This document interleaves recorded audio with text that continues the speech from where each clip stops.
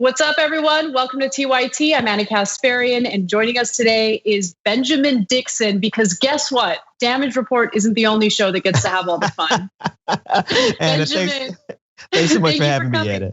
It's great. It's so great. It's so great to have you. I've been wanting to do an episode of TYT with you, hopefully more to come in the future. We have lots of great stories. Well, we have lots of great analysis to share in response to some pretty terrible stories, including Attorney General William Barr's testimony before the House Judiciary Committee. We have a lot to get to when it comes to that particular topic.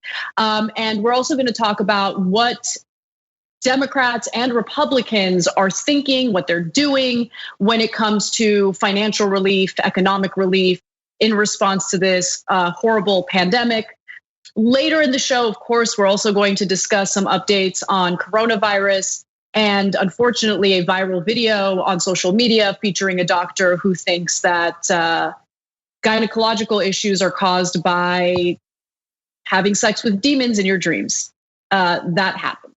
So we'll get to all of that in just a minute. But first, let me just give you a note about one of our partners, Aspiration, which is a financial institution that actually cares about investing money ethically.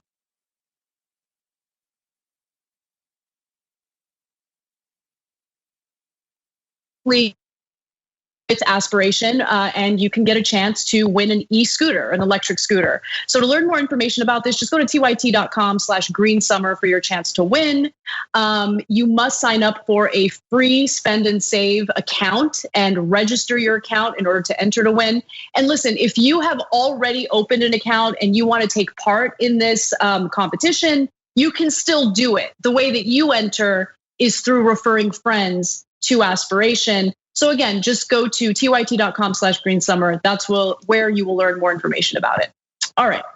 Without further ado, let's get to our stories. Even though William Barr is the hot topic today, we'll get to that later. I think we need to talk about the economy first. So, unless Congress takes action, millions of Americans are likely to be evicted from their homes very soon. And this problem is more than just a crisis. This is a crisis that the American people are dealing with, but there's also a crisis when it comes to Congress and how utterly feckless our lawmakers are when it comes to providing the economic relief that Americans desperately need. So there have been numerous stories published about the number of Americans who are likely to be evicted, but these numbers keep ballooning. So for instance, last week, the federal moratorium on evictions and also on federally backed mortgages expired. And so there are some states that have implemented their own eviction moratoriums, but you have to keep in mind that some states have not done so. And we still have tens of millions of Americans who are jobless, who have lost their health care coverage as a result of being laid off in the middle of this pandemic. And then you also have Republicans who refuse to extend the unemployment benefits that were provided under the CARES Act. That was the additional $600 a week that Americans would receive if they filed for unemployment. Unfortunately, it seems like there are some members of Democratic leadership who are going along with the lies and the deceptions that are being messaged to the American people. So before we get to that, I want to share some statistics with you. The Urban Institute estimated that provision covered nearly 30% of the country's rental units. And I'm talking about the moratorium on evictions. By one estimate, some 40 million Americans could be evicted during the public health crisis. And of course, this is the most unsurprising part about all of this. Minority groups are the most vulnerable when it comes to eviction. So people of color, according to CNBC, are especially vulnerable, while almost half of white tenants say they're highly confident they can continue to pay their rent. Just 26% of African-American tenants could say the same. Around half of Hispanic tenants said they have little to no confidence they'll be able to stay in their homes. And if you look at data state by state to see how states are impacted by this, you look at Louisiana, for instance, 50% of tenants say that they can no longer afford their rent. You have 51% who say that they can't afford their rent in Florida, 58% in Tennessee, 59% in West Virginia. And again, Benjamin, I'd love for you to jump in. The frustration here is the utter lack of leadership, not just in the federal government with the Trump administration, but also with Congress. Right. What we're seeing here is just it's shocking, but it's not surprising, right? It's almost like the natural culmination of how our leadership has been leading, the direction they've been going. They are really pushing the people as far as they possibly can. I think our friend Ken Klippenstein on Twitter said that they're trying to find the very least that they could possibly do without causing a riot. But when these numbers start hitting the fan, right? When people actually are put out of their homes with nowhere to go, and then if they're lucky enough to get in a homeless shelter, like we do not have the capacity to house all of these people in the homeless shelters across this country. But even in that scenario, they would then be exposing their families to COVID-19. This is not something that's tenable, but the fact that they're playing chicken and taking it all the way to the wire is disgusting. Absolutely. So you have the moratorium on evictions on one hand, and then you also have the issue of the unemployment benefits, which are set to expire on the last day of July. And so, of course, when you hear the rhetoric coming from the Senate GOP and also from the White House, there's this lie that keeps getting repeated over and over again about how, well, these unemployment benefits are just too high. And as a result, people are refusing to go back to work. In fact, one of the Republican senators who was perpetuating this nonsense was Ted Cruz over the weekend. Let's take a listen to what he had to say. And then I want to compare what he said to Democratic leadership. Listen. In terms of the unemployment benefits, do you object to providing any kind or any amount of federal boost to unemployment at this point? Because not everyone is choosing to be out of work. The policy that Nancy Pelosi and the Democrats are pushing adds an additional $600 a week of federal money to unemployment. We have the unemployment system. Right, and McConnell wants to take it down to 70%. Of prior wages. The problem is for 68% of people receiving it right now, they are being paid more on unemployment than they made in their job. And I'll tell you, I've spoken to small business owners all over the state of Texas who are trying to reopen, and they're calling their waiters and waitresses, they're calling their busboys, and they won't come back. And of course they won't come back because the federal government is paying, in some instances, twice as much money to stay home. But you're open to a lesser amount? Look, what we ought to focus on, instead of just shoveling trillions out the door, we ought to be passing a recovery bill. Now, what's a recovery bill? A recovery bill would be lifting the taxes and the regulations that are hammering small businesses so that people can go back to work. A recovery bill would suspend the payroll tax, which would give a pay raise to everyone in America who's working. That actually gets people back to work. The recovery bill that Ted Cruz is talking about there has nothing to do with increasing wages for the average worker at all. In fact, what he's referring to is payroll tax cuts, which would gut Social Security and Medicare. Okay. And Benjamin, I've talked about this on the show, but maybe I'm wrong. I'd love to hear from you. How exactly does unemployment work? So let's say you're collecting unemployment, right? You were laid off as a result of the shutdowns following the pandemic or during the pandemic. And then your employer says, okay, we're opening back up. We want you to come back to work. What happens then?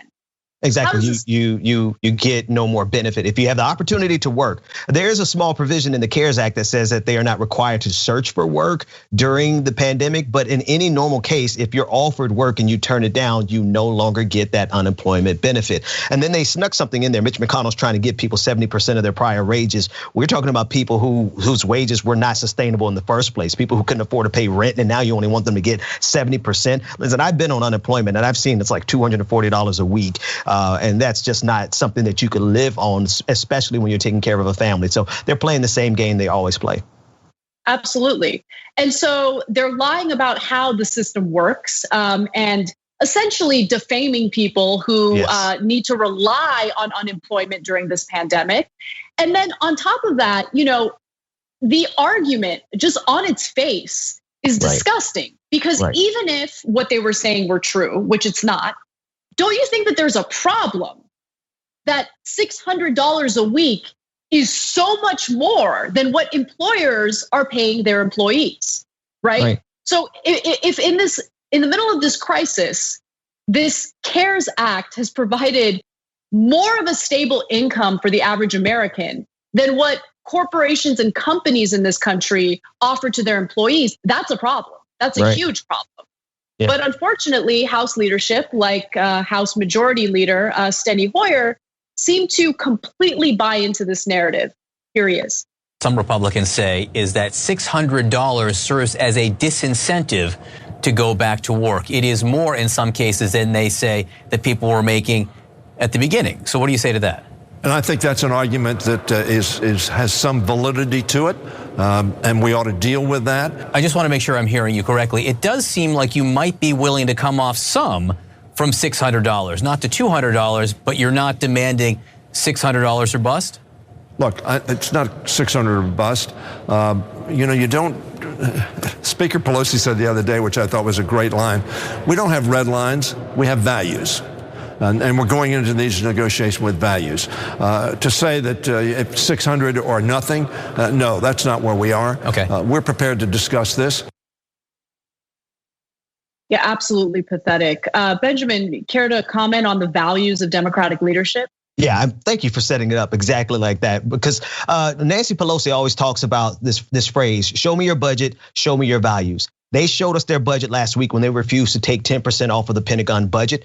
All the Democrats, or the majority of the Democrats, refused to do that. That's where their values are. Their values are not in protecting the American people. It's not creating a sustainable system to keep people safe in their homes until this pandemic is over. It's the consideration of opening schools back up to force people into untenable situations. I don't want to hear about values from another politician when they are up there playing games with our lives. Absolutely. I mean, I couldn't agree more. And this is why it's so important to primary politicians like Steny Hoyer. Sometimes we win, sometimes we don't, but it doesn't matter. We need to challenge this type of thought process, because what's the point of having a two-party system when, you have Democratic leadership that goes along with whatever nonsense Republicans are trying to put out there? I mean, the demonization of workers in this country is incredible, especially because the vast majority of people would like to go to work, but people have health concerns. People don't even have the option in a lot of cases to go back to work. We still have tens of millions of Americans who are jobless right now and don't have health care as a result of that. So the last thing we need is this type of rhetoric coming from Democratic leadership. But unfortunately, this is what we get, because they're completely disconnected from what the average American is dealing with right now.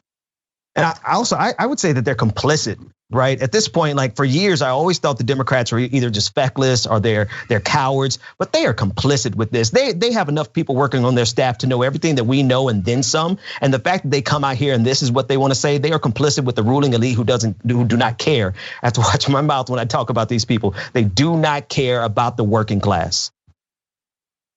Well, let's talk a little bit more about what Republicans are proposing, because it appears that there is a little bit of a disconnect between the White House and the Senate GOP. So the GOP's coronavirus relief bill contains funding to essentially construct a brand new FBI headquarters in Washington, D.C. And if this proposal is carried out the way that the White House, Donald Trump specifically, is envisioning, it could make the Trump organization quite a bit of money. Again, going back to nonstop violations of the Emoluments Clause, Democrats refuse to hold Donald Trump accountable for that.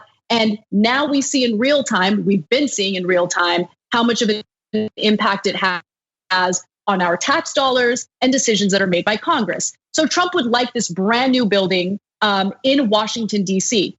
The previous plan was to build the FBI headquarters in the DC suburbs. But there would be an issue there because it could potentially open up some competition for a Trump hotel in Washington, D.C. So the White House has been trying to find ways to include funding for this new FBI building in the next stimulus bill in response to the pandemic. Now, it turns out that Senate Majority Leader Mitch McConnell was blindsided by the inclusion of the provision in the Republican proposal. I want to go to the next video where you can see his real thoughts on this. Why is funding for the FBI building in this bill? I'm not sure that it is it? There's a limitation to hone in specific COVID-related matters, so we'll get more information for you. Look, I think this is a starting place. You can see that we've had a lot of our members involved, and we can't pass a bill in the Senate without Democrats, nor obviously can it pass the House. So every bill has to start somewhere. The Republicans are in the majority in the Senate. This is the starting place, and you all will have plenty of stories to cover along the way as we have these discussions back and forth across party lines and with the administration. So, Benjamin, obviously the funding for a brand new FBI building, nearly $2 billion to fund this, by the way, has nothing to do with financial or economic relief related to coronavirus. I just wanted to get your thoughts on the video we just watched, because it was clear that Mitch McConnell was blindsided by this and does not agree with the inclusion of this particular provision.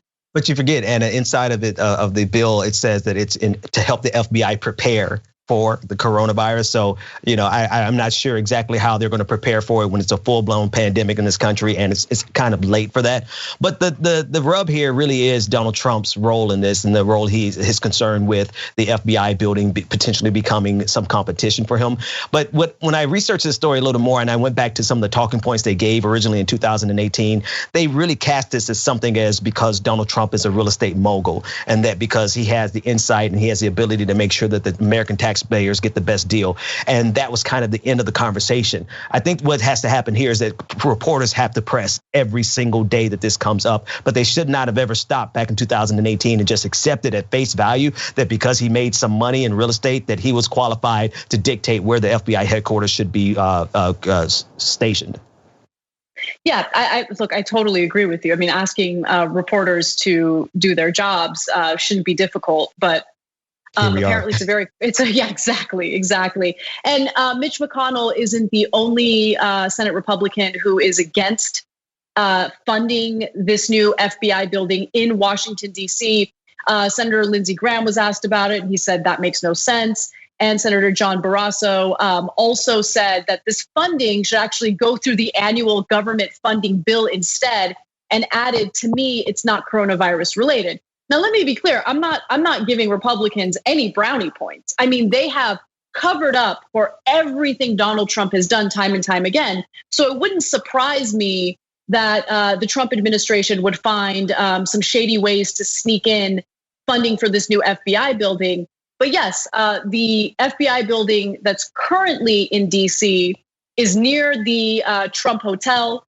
And if they were to vacate it and build a new FBI headquarters in the suburbs, that plot of land could be utilized for a brand spanking new hotel that would compete with the Trump Hotel, which is exactly why these types of conflicts of interest matter. They matter for all the Americans who thought, oh, this awesome candidate who's gone bankrupt 6 times happens to be a great businessman. So why don't we elect him because he'd know what he's doing? Obviously, he doesn't know what he's doing. The only thing he thinks about are the conflicts of interest and how he can use the office of the presidency to benefit himself, to enrich himself, and benefit his own businesses. That's it. It's just so devastating considering what millions of Americans are going through right now with a lack of income, with lack of financial relief from Congress, no health care. This is America. This is what we're dealing with. And it's shameful to say the least.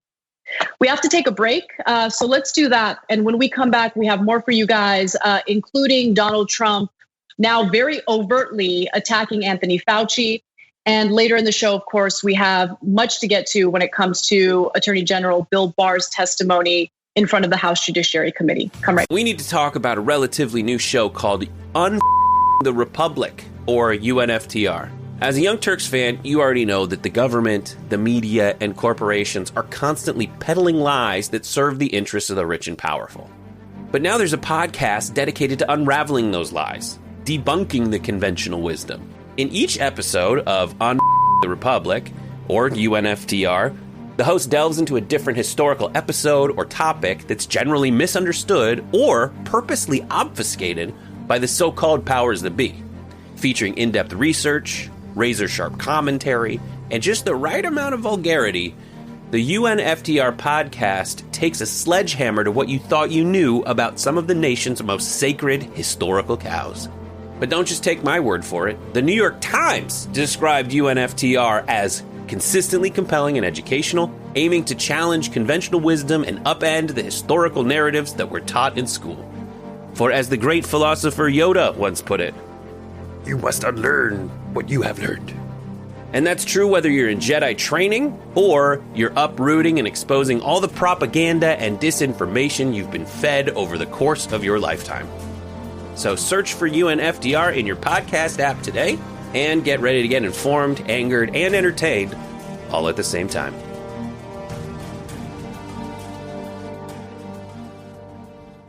Back.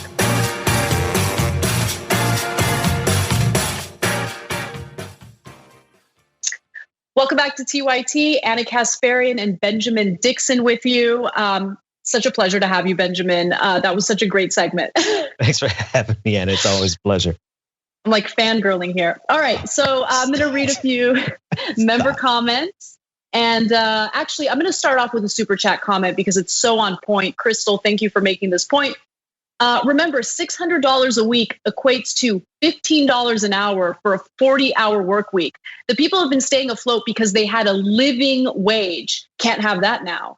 And I just thank you for breaking it down that way, because it's one of those facts like that, and you forget to communicate so concisely and clearly on the show.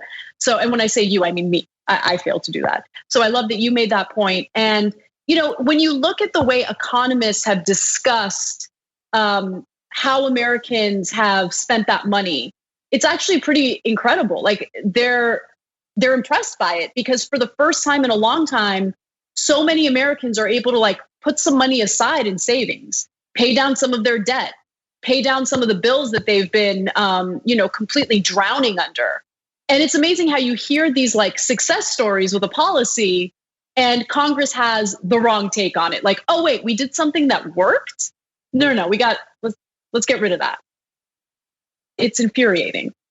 Micah says, this is utter insanity. We as a country couldn't even cut 10% of the Pentagon budget, but millions of Americans don't deserve unemployment benefits. Similar point to what you said during the show, Benjamin.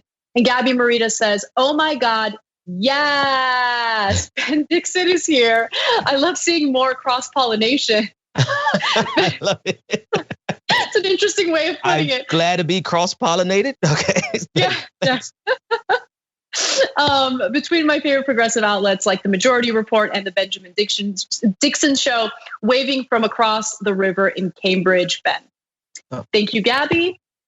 And let's go ahead and move on to what happened with the House Judicial Committee today, because it's a lot to get to, a lot of different angles, and I want to cover all of it. So, Attorney General William Barr testified before the House Judicial Committee, the House Judiciary Committee. Let me start that again. Attorney General William Barr testified before the House Judiciary Committee, and the exchanges were incredibly fiery at times. There were many different topics covered, but I think the most important to discuss, considering the moment we're in, is how federal agents have been treating peaceful protesters in Portland and now in Seattle, and how the Department of Justice was involved in this decision making.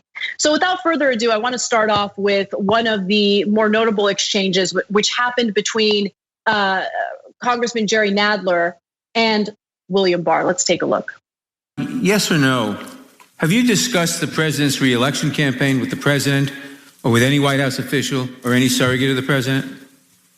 Well, I'm not going to get into my discussions with the president. Well, have you discussed that topic with him, yes or no? Not in relation to this program.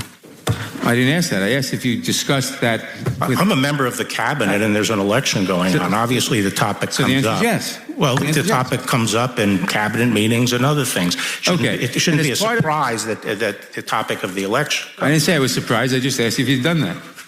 So as part of those conversations with the president or his people about the re-election campaign, have you ever discussed the current or future deployment of federal law enforcement?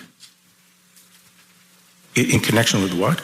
In connection with what you just said, in connection with your discussions with the president or with other people around him of his reelection campaign, have you discussed the current or future deployment of federal law enforcement? Well, as I say, I'm not going to get into my discussions with the president, but I've made it clear that I would like to pick the cities based on law enforcement need and based on neutral criteria. So, but you can't tell me whether you discussed... No, I'm not going to discuss what I discussed with the Can president. you commit today that the department will not use federal law enforcement as a prop in the president's reelection campaign? We are not using I just want to federal law close. So, Benjamin, I wanted to get your thoughts on that line of questioning. We actually have a second part of what Nadler was saying here. I actually, despite some of my issues with Nadler in other areas, I'm glad that he asked this line of questions, because I think that it's pretty clear that Donald Trump is in a moment of desperation, realizes that he's falling behind on polling and has been for over a month now, and has tried to latch on to this narrative that he's the so-called law and order president and that he's going to be tough on crime. But really what he's doing is, in my opinion, dismantling our constitutional rights. Absolutely. I mean, that's precisely what he's doing, and he's doing it for the benefit of his campaign. But the thing is, though, the sad irony of this is that this narrative of law and order itself is not sticking, right? You have the recent data that came out to show that Antifa has not been associated with a single murder in the last 25 years, whereas Donald Trump supporters, right-wing extremists, have been associated with every single murder that took place in the year of 2018, every single extremist murder that took place in 2018. So there's a disconnect, but that doesn't stop him from using his troops like Gestapo to go in and make a scene, video after video. So that's exactly what he's doing.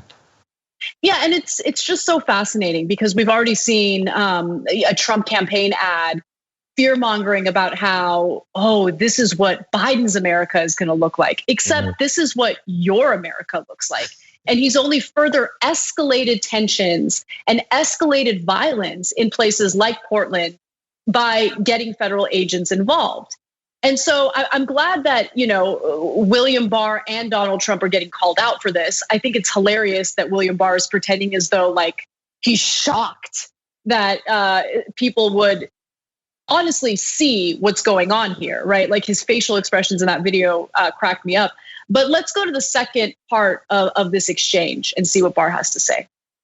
You really can't hide behind legal fictions this time, Mr. Barr. It's all out in the open, where the people can see what you are doing for themselves. The president wants footage for his campaign ads, and you appear to be serving it up to him as ordered. In most of these cities, the protests had begun to wind down before you marched in and confronted the protesters. And the protesters aren't mobs. They are mothers and veterans and mayors. In this moment, real leadership would entail de-escalation, collaboration, and looking for ways to peaceably resolve our differences. Instead, you use pepper spray and truncheons on American citizens. You did it here in Washington. You did it at Lafayette Square. You expanded to Portland. And now you are projecting fear and violence nationwide in pursuit of obvious political objectives. I think it's important to identify who some of these protesters are. And, we don't talk about strategy enough, but I think that these protesters are getting a little more savvy about optics, right? And so the wall of moms, I think, is important. The veterans who have gotten involved, that's incredibly important. Donald Trump fear-mongering about them and defaming them is absolutely disgusting. And then you have people who are now increasingly carrying American flags while they're protesting, and the imagery of federal agents raining terror on these peaceful protesters as they're holding American flags is really powerful imagery. Yeah, what it requires, Anna, is it requires for Republicans and conservatives and Donald Trump supporters to separate the images of America, the images of white suburbia. Separating white suburbia away from what they consider to be real Americans. And that's why this narrative isn't working. Now, I do personally have a problem with the fact that it requires this type of imagery, but we have to be strategic, right? And so the fact that you have middle-aged, middle-income white women who are getting assaulted by the police, and you have older white men, veterans, Navy veterans getting assaulted by the police, I mean, it creates a cognitive dissonance in the minds of conservatives that forces them to just expose their hypocrisy and their bigotry. Yeah, you make such a great point, and you're absolutely right about that. It says something about our culture when you have to see this brutality towards specific groups of people for Americans to find it, abhorrent, wrong, unconstitutional. That is definitely a virus in our collective thinking. There's no question about it. But the optics certainly do play a role in Donald Trump getting defeated when it comes to the narrative that he's trying to build here. He's actually been pretty good at marketing. But when it comes to coronavirus, when it comes to the way he's dealt with civil unrest, I'm really happy to see that people out on the streets who are practicing their First Amendment rights aren't letting him get away with taking charge of the narrative. Yeah. And unfortunately, William Barr took this opportunity to basically make excuses for the tactics used by these federal agents. In fact, you're going to hear a little of that in this next clip. Ever appropriate, Mr. Barr, for officers to use force against peaceful protesters, yes or no? Not against peaceful protesters. So you also don't mention in your statement today or your testimony that federal officers have even tear gassed elected representatives. So let me ask you, sir, do you think it's ever appropriate to use tear gas on peaceful protesters, yes or no? Well, the problem in these things sometimes occur because it's hard to separate people who... Mr. Barr, my question is very specific. Do you think it is ever appropriate to use tear gas on peaceful protesters? It is, yes or no? It is appropriate to use tear gas when it's indicated to disperse... On peaceful protesters? To disperse an unlawful assembly, and sometimes, sir, unfortunately, peaceful protesters are affected. He's just absolutely lying.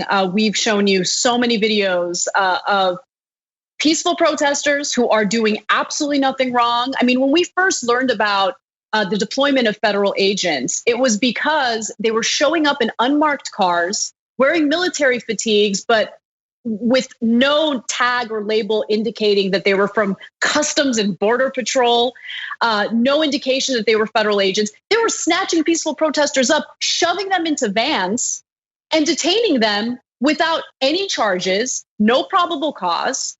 We've shown you videos of veterans getting pepper sprayed in the face. We showed you one yesterday of a veteran getting pepper sprayed in the face. He was a Vietnam War veteran, and you have federal agents pepper spraying him in the face.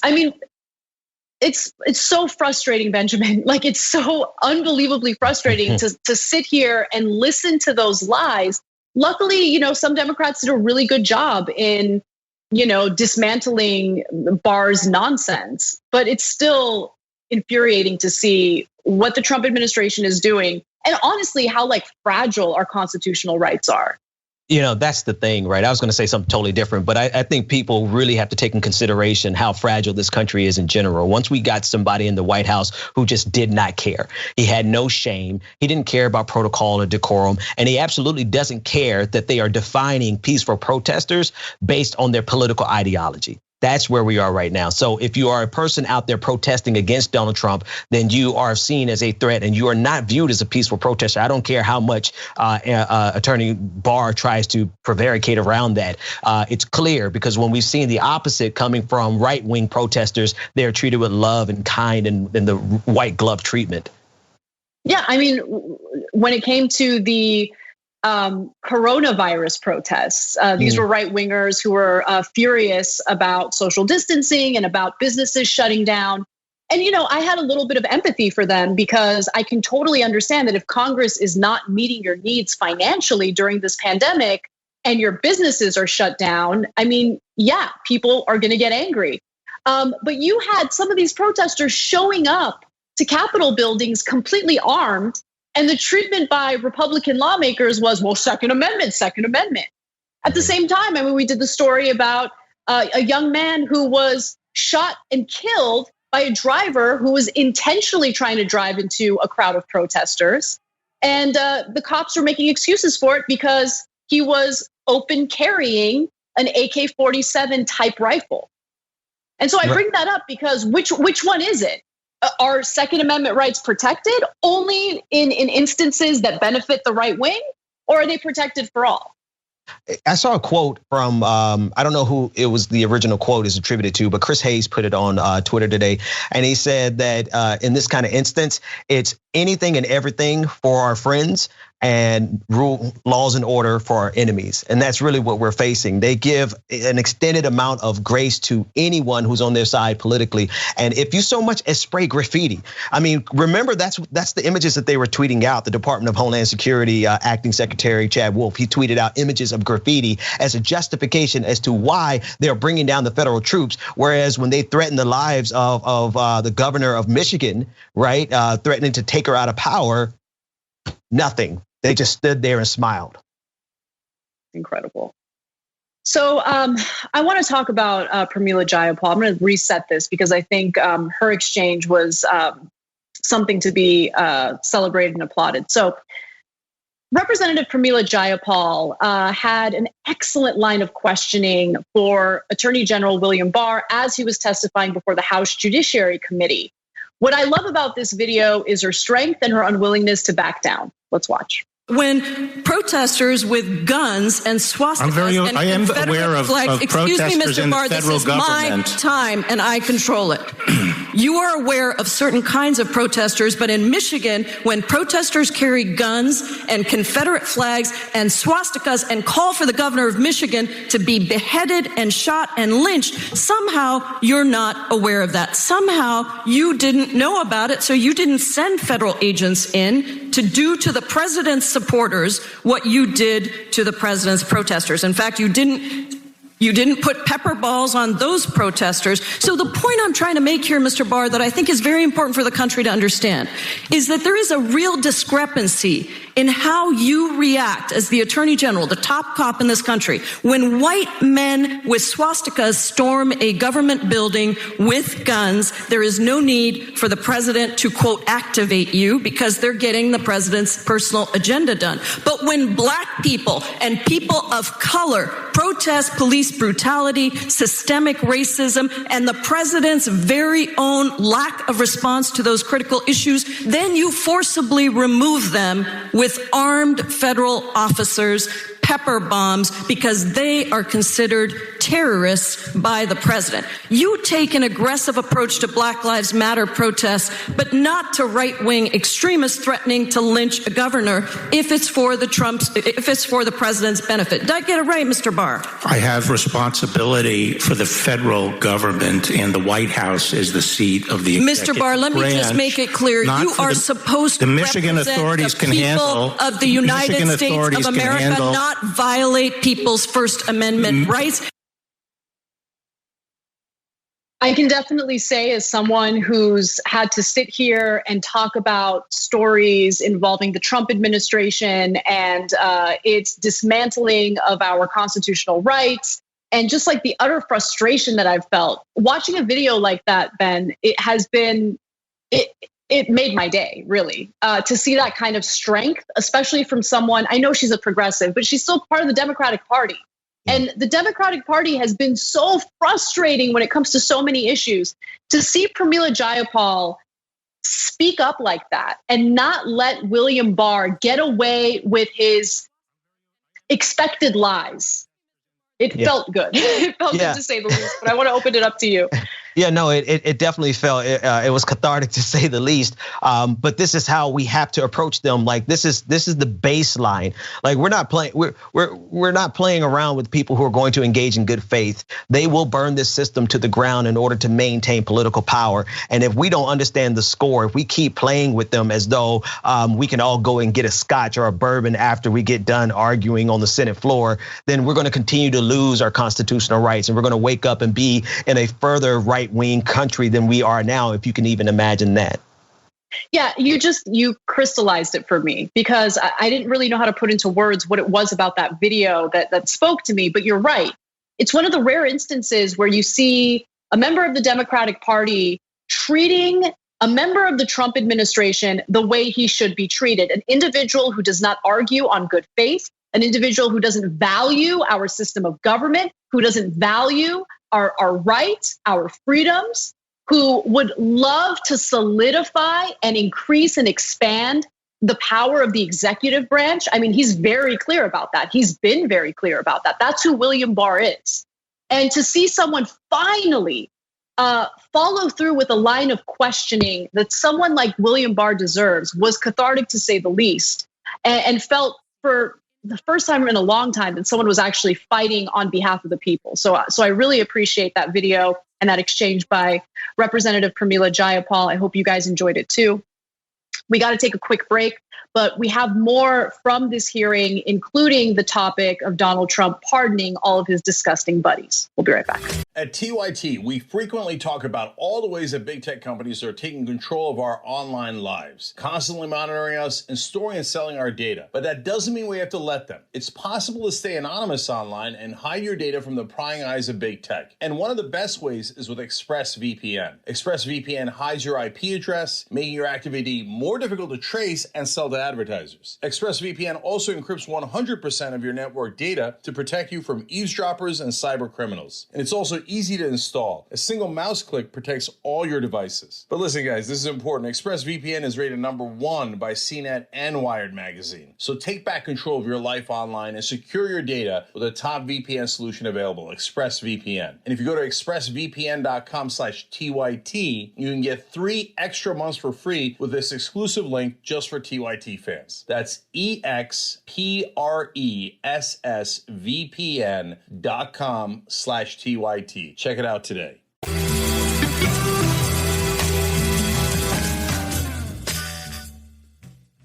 Welcome back to TYT. Anna and Ben with you. I want to read a few member comments, update you on our thermometer and fundraising effort, and then we'll move on.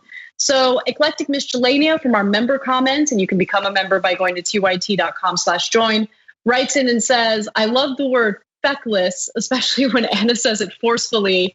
It always reminds me of another F word while being 100% okay with censors.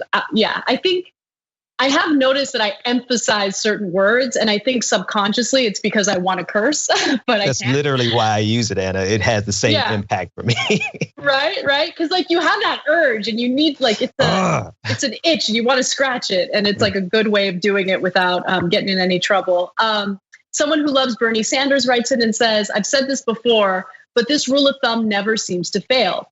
Whenever you hear about a new bad thing happening in America, like evictions, assume it's hurting Black and brown people more.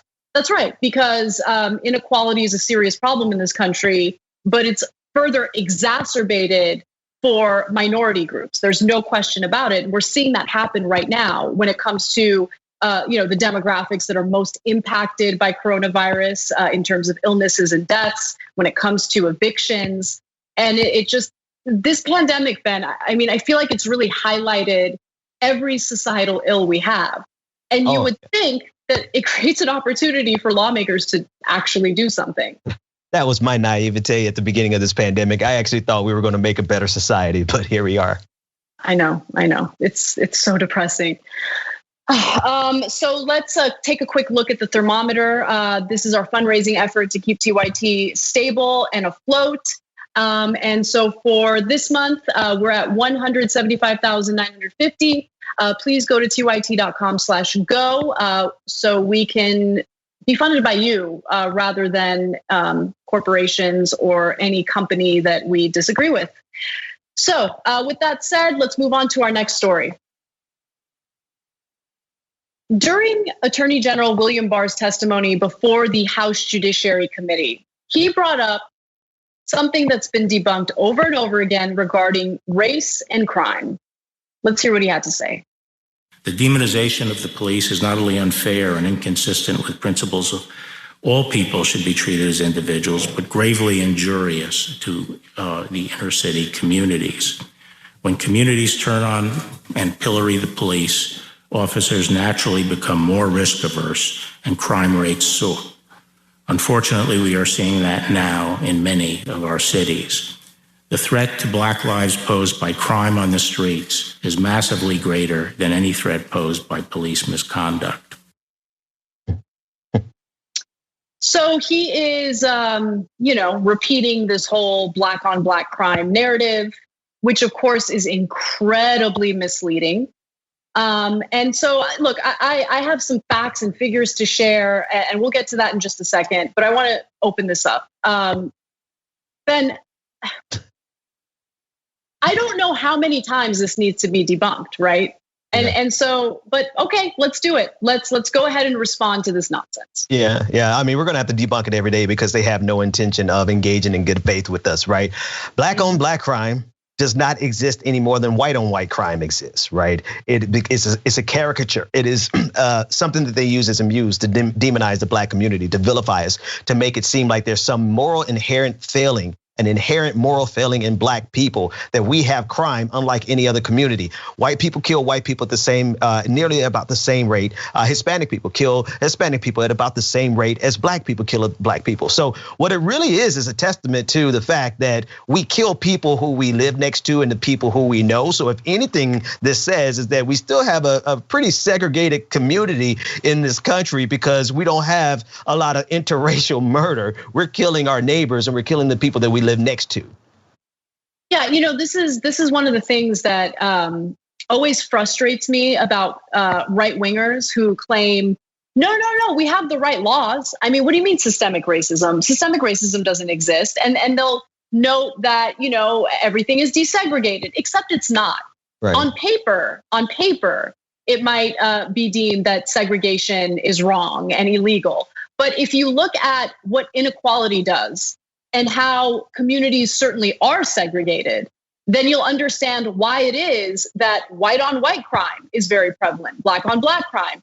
You're right, Hispanic on Hispanic crime. And it's because people who commit these crimes tend to do it to members in their communities, people who they know. So let's focus on white crime right now. And I'm basing this not on some progressive blogger. This is based on FBI statistics. So in 2008, the FBI crime data indicates that there were 3,315 white victims. That's what they have on the books. What number of those white victims were victimized by white offenders? Out of 3,315, 2,677 of the offenders were white. So the vast majority of the offenders against white victims were white. And you'll see similar data on every race, because what you said, Ben, is absolutely right. People tend to commit these crimes against members of their own communities and people who they know. And this narrative of, no, the cops are the good guys. I mean, yeah, sure, they shoot unarmed black people all the time. We have so many examples to share with you, but let's go ahead and muddy the conversation with this nonsense that's been debunked over and over again. And Anna, if I could just point out one last thing, it really is, if Donald Trump has done anything for the black community, it is to sow into the national conversation the idea that there is some moral failing in black people, like that there's just something wrong with our community in terms of our moral ethics. Like we don't have a guidepost, like we don't have a North Star to guide us. So we need the help of a strong man like Donald Trump. And that's exactly what the black on black crime narrative. This is not to absolve the Democratic Party of their historical problems with the war on crime, the 94 crime bill, but it is to say that we're having a resurgence in this type of white supremacy and this type of narrative. So I want to go to the last portion of our coverage on this hearing. So as we all know, Donald Trump has gone to extreme lengths to do favors for his buddies who have committed crimes. Roger Stone committed crimes. He was convicted of those crimes. They were serious crimes. And Donald Trump got the Justice Department under Attorney General William Barr to meddle in the sentencing and try to get a lower sentence for Roger Stone. Now, in the end, it didn't matter because Donald Trump ended up pardoning his little buddy. But, Barr was asked about this by Congressman Eric Swalwell during the hearing today. And I want you to hear the exchange. Mr. Stone was convicted by a jury on 7 counts of lying in the Russia investigation. He bragged that he lied to save Trump's butt. But why would he lie? Your prosecutors, Mr. Barr, told a jury that Stone lied because the truth looked bad for Donald Trump. And what truth is that? Well, Donald Trump denied in written answers to the Russia investigators that he talked to Roger Stone during the time Roger Stone was in contact with agents of a Russian influence operation. There's evidence that Trump and Stone indeed did talk during that time. You would agree that it's a federal crime to lie under oath. Is that right? Yes. It's a crime for you, it's a crime for me, and it's certainly a crime for the President of the United States. Is that right? Yes. So if Donald Trump lied to the Mueller investigators, which you agree would be a crime, then Roger Stone was in a position to expose Donald Trump's lies. Are you familiar with the December 3rd, 2018 tweet where Donald Trump said Roger Stone had shown guts by not testifying against him? No, I'm not familiar with that. You don't read the president's tweets? No. Well, there's a lot of evidence in the president's tweets, Mr. Attorney General. I think you should start reading them because he said Mr. Stone showed guts, but on July 10 of this year, Roger Stone declared to a reporter, I had 29 or 30 conversations with Trump during the campaign period. Trump knows I was under enormous pressure to turn on him. It would have eased my situation considerably, but I didn't. The prosecutors wanted me to play Judas. I refused. Are you familiar with that Stone statement? Actually, I'm not. So how can you sit here and tell us, why should I investigate the President of the United States if you're not even aware of the facts concerning the President using the pardon or commutation power to swap the silence of a witness? Because we require, a reliable predicate before we open a criminal investigation. And I just gave to you, sir. I don't consider it. I consider it a very Rube Goldberg theory that you had. Protesters, let's go ahead and rain terror on them and defame them as violent criminals. But when it comes to an actual criminal, someone who was convicted on 7 felony charges, including intimidating a witness in an investigation. It's unfair. In other parts of this testimony, William Barr said that the sentencing was unfair. This is an older man. He's in his 60s. Do you think it's fair? But what's interesting is later in the testimony, when Representative Hank Johnson, a Democrat from Georgia, asked about the sentencing guidelines for prosecutors, Barr agreed that prosecutors' recommendations was within sentencing guidelines. Yeah. Thoughts? Yeah, there's nothing that you could do with this, right? You saw that he said that he doesn't believe that there's anything substantive there that he could have investigated for criminal charges. But he had the words of Roger Stone. Like, these are Roger Stone's own words. And he rejects that. So there's literally nothing that you could do with this type of person except get him out of office. Now, the Democrats have been loath to make a move to impeach him, but at a certain level, by not impeaching him or not at least going through that process, they are setting a precedent for future attorney generals to behave in this fashion. This is not going to go away once Donald Trump is gone, right? This type of mentality and this type of thinking and this complete disregard for the Constitution exists inside of the Republican Party, and it will come back if we don't take care of it now. All right. In our post-game show today, we'll cover Trump's attacks against Anthony Fauci and more. Please become a member, tyt.com/join to become one and support this show. We'll see you soon. Thanks for listening to the full episode of the Young Turks. Support our work, listen ad-free, access members-only bonus content, and more by subscribing to Apple Podcasts at apple.co/TYT. I'm your host, Cenk Uygur, and I'll see you soon.